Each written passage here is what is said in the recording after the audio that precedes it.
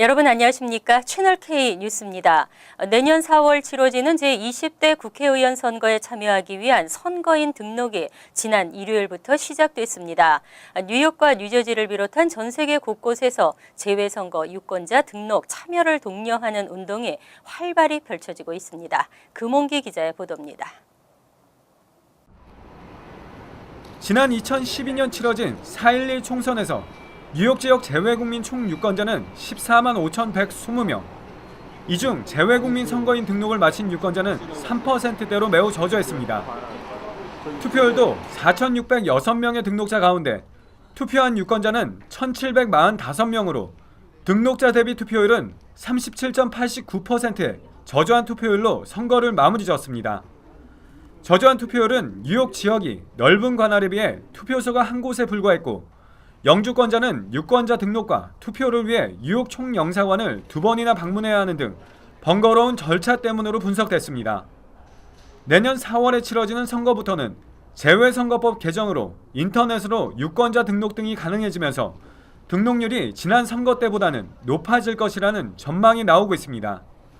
또 전 세계적으로 재외국민 유권자 100만 명 등록 운동이 전개되고 있어 등록률과 투표율이 높아질 것으로 기대되고 있습니다.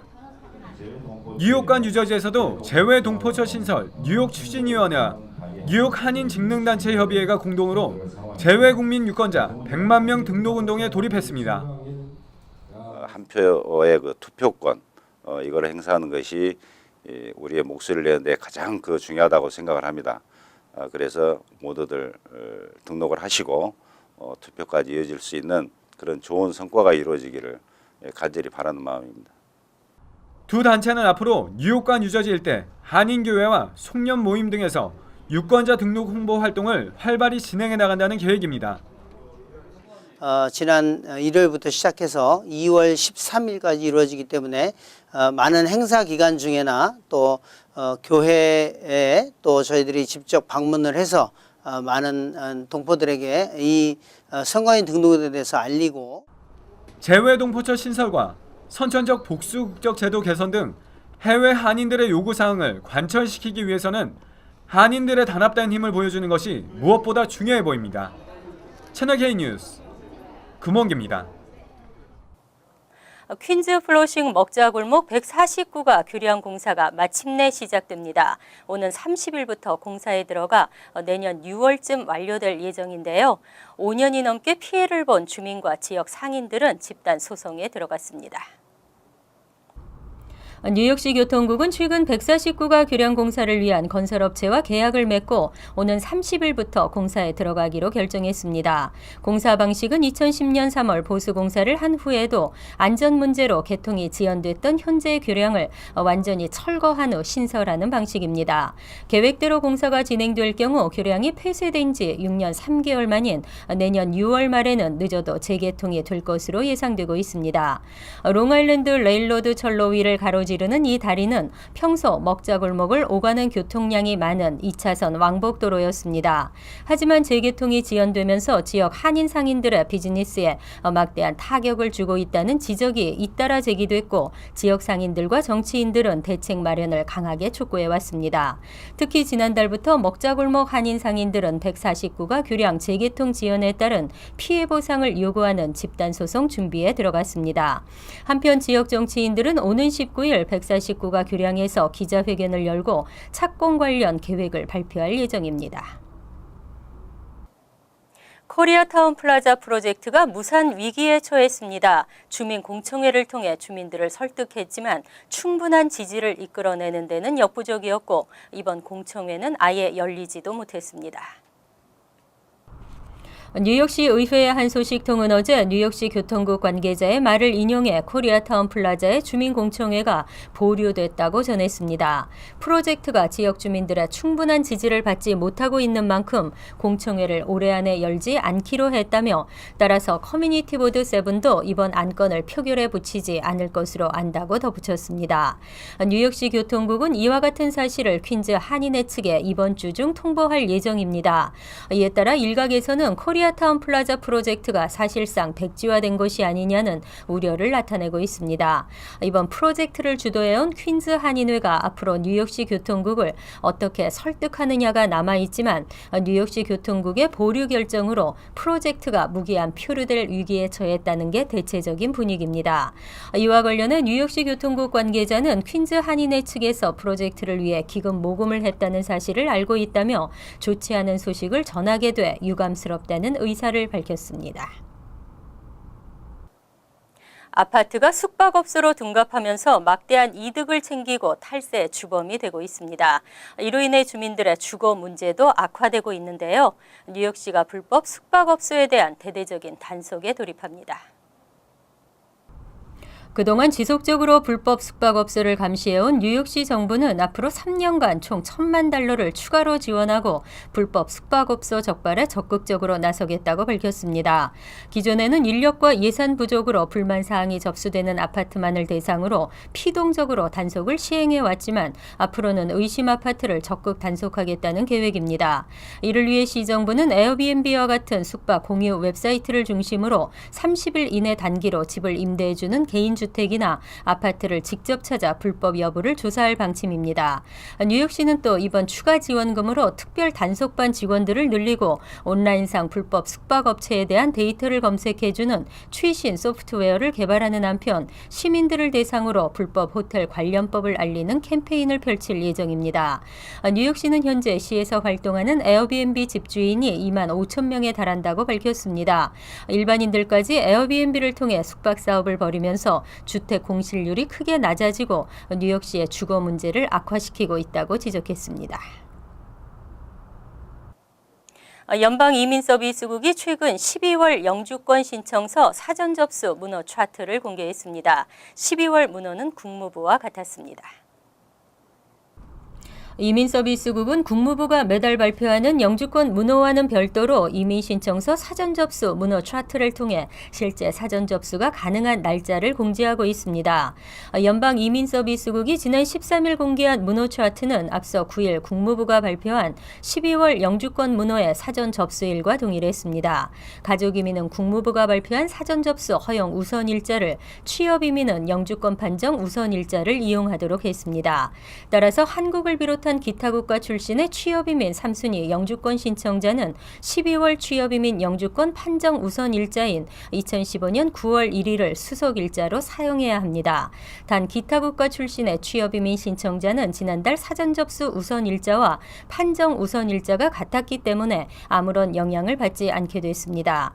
반면 중국과 인도 출신 취업이민 영주권 신청자들의 경우 영주권 판정 우선 일자보다 1, 2년 빨리 이민 신청서를 접수할 수 있는 사전 접수 허용 우선 일자를 이용하지 못하는 불이익을 받게 됐습니다. 미국에서 공부하는 외국 학생의 수가 9년 연속 증가하면서 올해는 역대 최고치를 기록했습니다. 하지만 한국 출신 유학생 수는 4년 연속 감소하고 있습니다. 비영리 교육기관인 국제교육연구원이 발표한 보고서에 따르면 지난 2014에서 15학년도 한국 출신 한인 유학생 수는 63,710명으로 집계됐습니다. 중국계 30만 4,040명, 인도계 13만 2,888명에 이어 세 번째로 많았습니다. 하지만 한국 출신 유학생은 지난 학년도 6만 8,047명에서 6.4% 감소했습니다. 지난 2011에서 12학년도 이후 4년 연속으로 감소하는 추세 를 보이고 있습니다. 반면 미국 내 대학에 재학하는 외국인 유학생 수는 역대 최다를 기록했습니다. 2014에서 15학년도 미국 대학에 재학한 외국인 유학생은 모두 97만 4,926명으로 전년보다 무려 10% 증가했습니다. 유학생이 가장 많은 대학은 뉴욕 대학이 올랐고 이어 서던 캘리포니아 대학과 컬럼비아, 애리조나 주립대학, 일리노이대 등이 차지했습니다. 한편 미국인 해외 유학생 수는 총 30만 4,467명으로 지난해보다 5.2% 증가했습니다. 미국인 유학생이 가장 많은 나라는 영국이었고 이탈리아와 스페인, 프랑스, 중국이 뒤를 이었습니다. 특히 뉴저지는 불법 체류자들이 설 자리가 없다고 합니다. 최근 뉴저지에서도 서류 미비 불체자들에게 운전 면허증을 발급하자는 법안이 본회 표결에 붙여지면서 관심을 모으고 있습니다. 뉴저지주 하원 의회 안보 및 주 방위위원회는 어제 표결을 통해 서류 미비자들에게 운전 면허증 발급을 허용하는 것을 골자로 한 법안을 본회 표결에 붙이기로 결정했습니다. 법안은 주내 서류 미비자들이 미국 내 합법적 체류를 증명하지 않아도 운전 면허증을 발급받을 수 있도록 하고 있습니다. 다만 일반 면허증과는 다른 디자인으로 제작되고 발급 비용 역시 약 $50 더 비싸다는 내용 등이 법안에 포함됐습니다. 이번 법안은 주내 서류 미비자들이 운전 면허증을 발급받지 못해 무면허로 운전을 하고 있다는 지적이 잇따르면서 추진됐습니다. 하지만 법안이 공식 상정되면서 크리스티 주지사는 반대 의사를 분명히 밝혔습니다. 특히 서류 미비자의 주내 추가 유입과 이로 인한 안보 위협을 반대 이유로 설명했습니다. 크리스티 주지사는 현 상황에서 이런 법안을 추진하는 건 무책임하고 위험한 일이라며 즉시 거부권을 행사하겠다고 밝혔습니다. 미국 내 항공사들의 서비스 개선이 시급한 것으로 나타났습니다. 비싼 요금에 추가 요금까지 붙고 환불은 까다롭고 연착해서 취소에 이르기까지 고객들의 불만이 크게 증가하고 있습니다. 연방교통부 보고서에 따르면 올해 1월에서 9월 뉴욕시 교통국이 미국인들로부터 접수한 항공사 관련 불평, 불만 건수는 총 15,770건으로 집계됐습니다. 지난해 같은 기간에 12,348건보다 무려 27%가 늘었습니다. 항공사들의 정시 도착률은 9월 중 86.5%를 기록하는 등 항공사들은 나름대로 서비스 개선을 위해 노력하고 있지만 고객들의 불만은 갈수록 늘고 있습니다. 이 기간 항공사들이 분실하거나 제대로 처리하지 못한 수화물은 탑승객 1명당 3.31개로 지난해 같은 기간에 3.7개보다 줄었습니다. 하지만 요금과 환불, 고객 서비스, 항공편 취소, 비행기 연착 등에서 고객 불만 건수의 증가율이 높았습니다. 한 항공업계 관계자는 항공사들이 무료로 제공하는 서비스가 줄어들고 매출 증대를 위해 이코노믹 좌석 사이즈를 줄이는 등의 조치로 고객들의 불만이 늘어난 것 같다며 고객들의 불만 사항을 분석하고 고객 서비스 개선에 심혈을 기울여야 할 것이라고 강조했습니다. 월드리포트입니다. 외로운 현대인들을 위한 힐링 상품으로 인형이 떠오르고 있는데요. 정말 사람처럼 생기고 숨을 쉬기까지 합니다. 가격이 비싸다는 것이 흠이라면 흠일까요? 영국의 한 가정집. 아기의 머리를 조심스레 감기고 빗질을 합니다. 외출할 때는 유모차에 태워 늘 함께합니다. 수족관 관람도 하고 단란한 가족 나들이를 기념해 가족 사진도 찍습니다. 그런데 아기를 자세히 보니 움직임이 없습니다. 최대한 진짜처럼 만든 아기 인형이기 때문입니다. Too much of a commitment. I can't do the noise, and if I could pick a child off the shelf, that would be wonderful. Obviously, the reality isn't like that. 부부는 자식을 갖는 대신 4명의 아기 인형들을 구입했습니다. The dolls, you know, Babies. Babies, Babies. babies. 이런 아기 인형은 실리콘이나 연성 플라스틱으로 만드는데 오븐에 구운 뒤 수십 번 덧칠을 하고 머리카락을 한 올 한 올 심어 완성됩니다. 앙증맞은 손발, 불구스레한 뺨과 섬세한 머리카락, 연약한 피부 아래 비치는 실핏줄까지 아기인지 인형인지 직접 만져보지 않고는 분간이 어렵습니다. 인형 가운데는 조사나도 있고 숨을 쉬는 아기도 있습니다. She's breathing, yeah.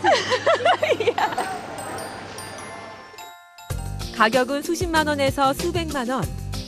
실제 아기와 닮을수록 가격은 높아집니다. 크리스틴 할머니는 애지중지 키운 손자가 이민을 가자 손자의 신생아 때 모습을 그대로 닮은 아기 인형을 주문했습니다. Oh, he's just like he was, Jamie. Nobody will be able to take him away this time, will they? No. 인형을 사는 사람들 중엔 이처럼 아이를 더 이상 볼 수 없게 됐거나 혹은 아이가 다 커버려 허전함을 달래려는 여성들이 많습니다. 치매나 알츠하이머 환자의 치료에도 아기 인형이 효과적인 것으로 나타났습니다. It's healing people and making them smile and remember good things. 그러나 너무 진짜 같다 보니 아기를 상품화했다는 부정적 시각도 있습니다. A doll, you know it's a doll, but these babies, they look a bit too realistic for me. 최근엔 차 안에 있던 인형을 진짜 아기로 착각한 경찰이 차 창문을 부수고 구출한 소동도 벌어졌습니다. 하지만 논란에도 불구하고 진짜 같은 아기 인형은 외로운 현대인을 위한 새로운 힐링 상품으로 떠오르고 있습니다. 간추린 소식입니다.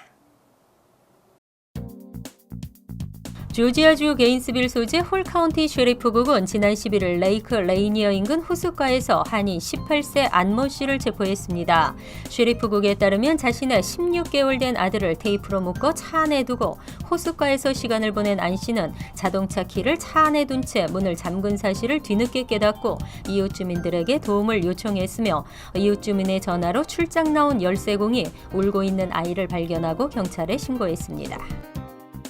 지난 15일 오후 7시 30분쯤 퀸즈 베이사이드 208가 뉴 ABC 델리 가게에서 한인으로 추정되는 10대 아시안 남학생 2명이 권총으로 가게 주인을 위협하고 현금을 강탈한 뒤 달아났다가 체포됐습니다. 사건 당시 방글라데시계 여주인은 금전 등록기에서 $60를 꺼내주고 강도들이 잠시 한눈을 파는 사이 비상벨을 눌렀습니다. 출동한 경찰은 이날 오후 9시 30분쯤 인근 거리를 배회하던 용의자 1명을 체포했고 나머지 공범도 검거했습니다. 지난 9일 맨해튼 펜스테이션 인근에서 벌어진 총격 사건에 용의자가 검거됐습니다. 지난 13일 오후 10시 15분쯤 로드아일랜드주 프로비던스에서 체포된 23세 프란시스코 알시나는 사건 당시 말다툼을 벌이던 피해자들을 전철역까지 뒤따라가 4차례 총격을 가했습니다.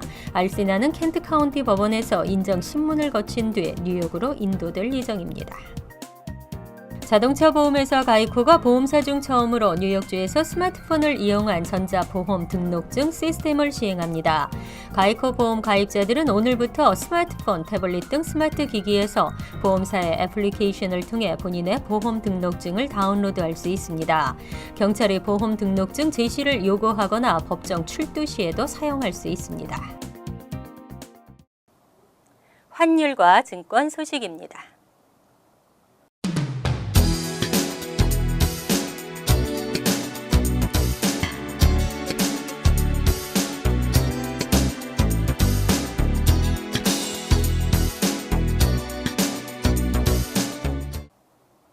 이어서 날씨입니다.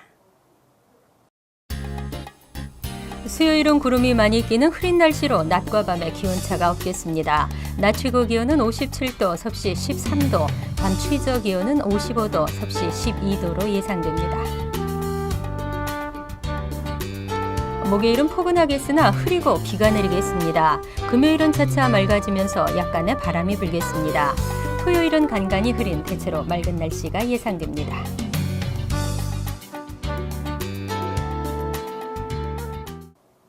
항상 여러분과 함께하는 채널K 뉴스 여기서 마칩니다. 편안한 하루 되시기 바랍니다.